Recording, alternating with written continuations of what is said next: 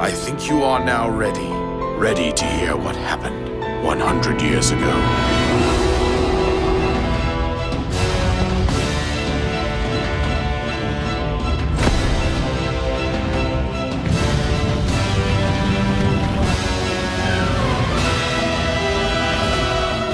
Everything I've done up until now, it was all for nothing.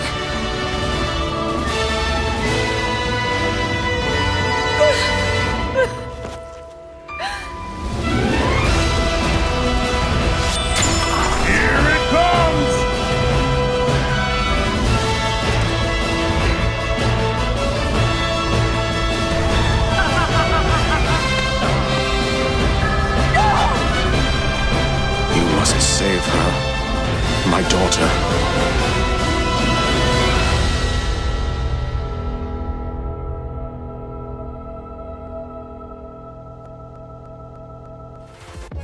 Now, if you're anything like me, watching that trailer still gives you chills, even after 9 months and over 100 hours of gameplay. But it wasn't just Zelda. 2017 was loaded with genre-defining classics like the best Mario since Super Mario Galaxy to what could be the best Assassin's Creed ever. Developers, both big and small, brought their A game in 2017, and the result is a year that many are calling the best year ever in video games. That's a bold claim, especially when you look back and consider the previous best years in history. 2017 has been fantastic, there's no denying that. But what makes a year like 2017 different from other fantastic years in video games? Is it one, or in this case two, revolutionary titles? Or is there something more beyond that? The answer lies in history. Now, if you're unfamiliar with your gaming history, gamers will give you 3 common answers as to what their best years ever are: 2007, 2004, and 1998. And what makes these years stand out from other great years in gaming, you might ask? Well, the obvious answer is that the quality of the games that came out in these years was so much better than any other year. But there's more to it than that. Let's take a look back at these years and figure out what was so dramatically different that made them stand out from other years. A man has a choice. I chose the impossible. I built a city where the artist would not fear the censor, where the great will not be constrained by the small, where the scientist would not be bound by petty morality. I chose to build rapture. Alright, so let's take a look at 2007 first. Just to give you an idea of the games that released that year, you're looking at BioShock, Halo 3, Portal, The Witcher, Call of Duty 4 Modern Warfare, Super Mario Galaxy, Assassin's Creed, Uncharted, Drake's Fortune, Mass Effect, and Rock Band. Now think about these games for a second. Half of them were Game of the Year contenders in 2007, but they've since spawned franchises that have lasted the better part of a decade. The Witcher, even though it released as a PC exclusive from an unknown developer in Poland, has gone on to become one of the most beloved action RPG franchises of all time. Uncharted, Assassin's Creed, and Mass Effect helped launch series that are still around to this day. Even franchises like Mario and Call of Duty, which had been around for a while at that point, had their best years ever. Now, a common thread among these games is that the games industry was growing up. Gone were the days of games being just mindless entertainment. These games actually made you think. BioShock dropped you into a world free of religion and government, and it showed you the catastrophic results of genetic modification. Assassin's Creed showed Middle Eastern history to the world at a time where it was still being vilified. Mass Effect showed its audience that romance, both straight and gay, can be done in a tasteful way, and also that good writing, like the film industry, is necessary to make a good game. So now I want you to think about how you choose to play your video games today. Maybe you're a Destiny player, hooked on coming back every day to grind. Maybe you play Call of Duty or Battlefield Online, proving your supremacy one match at a time to strangers and friends alike. No matter how you play though, you probably owe something to 2004's innovation in online multiplayer and connectivity.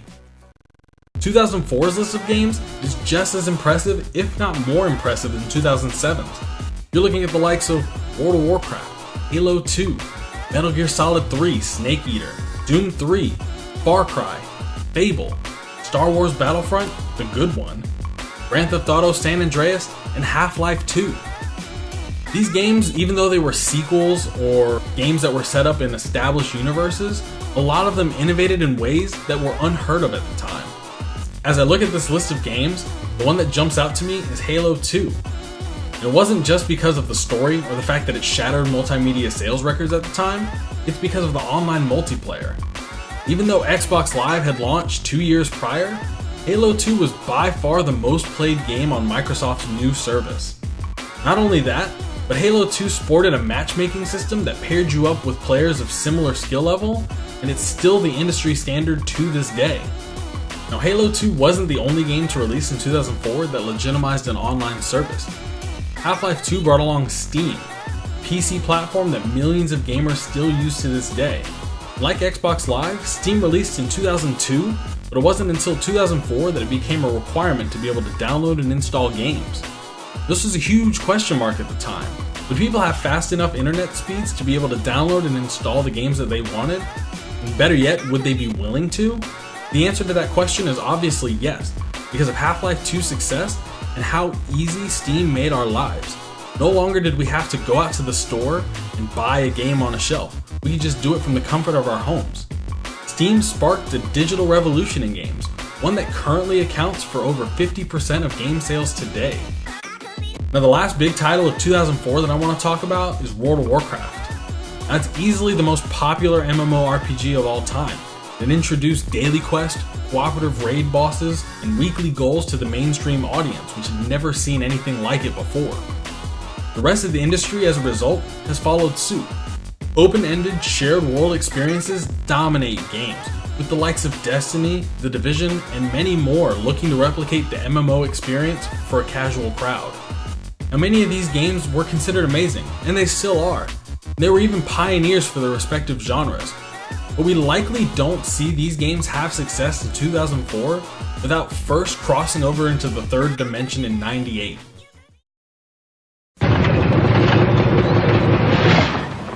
Hey, plumber boy, mustache man, your worst nightmare has arrived. Pack up your stuff. I got a little surprise for you here. Check it out. What do you think about that? We got real-time, 3D, lush organic environments. How's that make you feel, buddy? Feel a little like your days are numbered? I'm gonna have to ask you to leave. You're hurting my elbow. Is that Italian? No, Bandicoot. It's an Australian name. Legend of Zelda, Ocarina of Time, Half-Life, Banjo-Kazooie, Gran Turismo, Tom Clancy's Rainbow Six, StarCraft, Spyro the Dragon, Pokemon Red and Blue, Metal Gear Solid, and Star Wars Rogue Squadron. These games are classics, and they're some of the best 3D games ever made. 3D games that set the standard for narrative and storytelling in video games. These were games that pushed the boundary of what interactive entertainment should look like. You may not have grown up with each and every single one of these, but every one of them has influenced the games that you continue to play today. From Metal Gear Solid's politically intriguing story to the bright and colorful levels of Banjo-Kazooie, modern games as we know it wouldn't exist without the trailblazers of 1998. So how does 2017 stack up to these legendary years? Only time will tell. Maybe Nintendo's innovation with the Switch sparks a drastic change in how we think about home consoles. Maybe the likes of Horizon Zero Dawn and Persona 5 are the peaks of modern storytelling and visuals. Maybe we'll never get a better Mario game than Mario Odyssey. The answers may seem unclear today, but we may very well look back on 2017 as having sparked a revolution in games felt for years to come.